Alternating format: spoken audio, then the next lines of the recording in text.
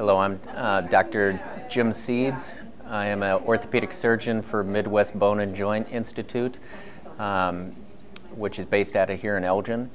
We've been serving the area for over 30 years. I am a board-certified general orthopedic surgeon with a subspecialty and board-certified in sports medicine. Did a fellowship training down in Birmingham, Alabama in orthopedic sports medicine with arthroscopy.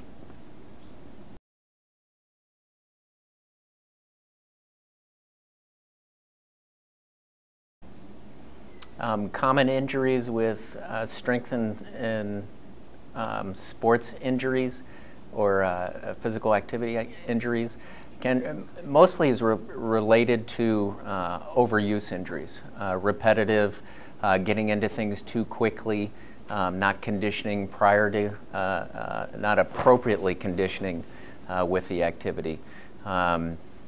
Take example, runners who go out, they can run too quickly or too fast and develop shin splints, which are technically strain to the muscle as it attaches to the bone, which can lead to stress fractures. You also have in lifters or repetitive activity, you can get tendonitis, inflammation of the joints, muscle inflammation, irritation. So it's a lot related to the muscles, the bones, or the tendons just not being used to the activity that people are putting upon their ligaments or tendons or muscles. It causes that soreness or that injury.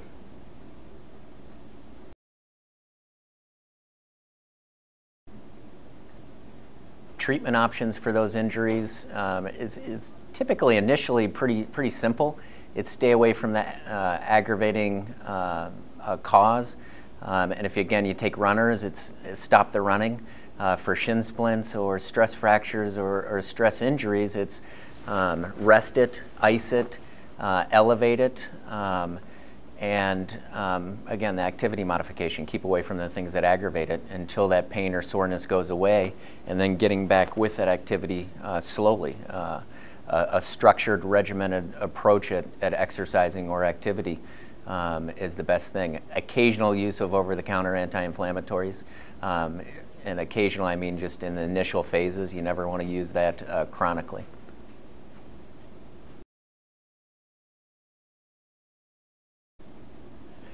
Signs and symptoms of serious injury. If you go back to the initial treatments for, we talked about resting and icing it and activity modification. If that does not help with the pain or discomfort, then that's something that should be looked at by a professional.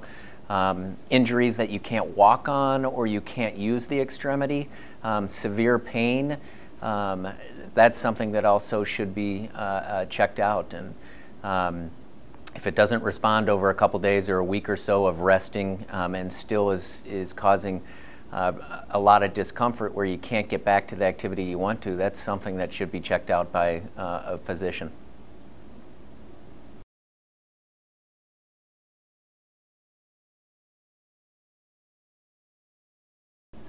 Should you contact your physician before getting into an exercise program? That's smart to contact them if you have a primary care doctor or a physician who is monitoring your health.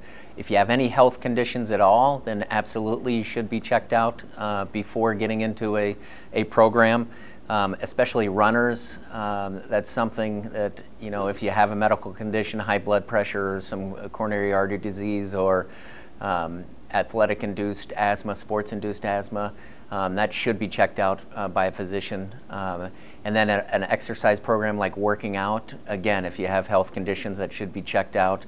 And any gym that you join, they usually have structured help there, therapists or trainers that go along with the membership that can show you how to use the exercise equipment.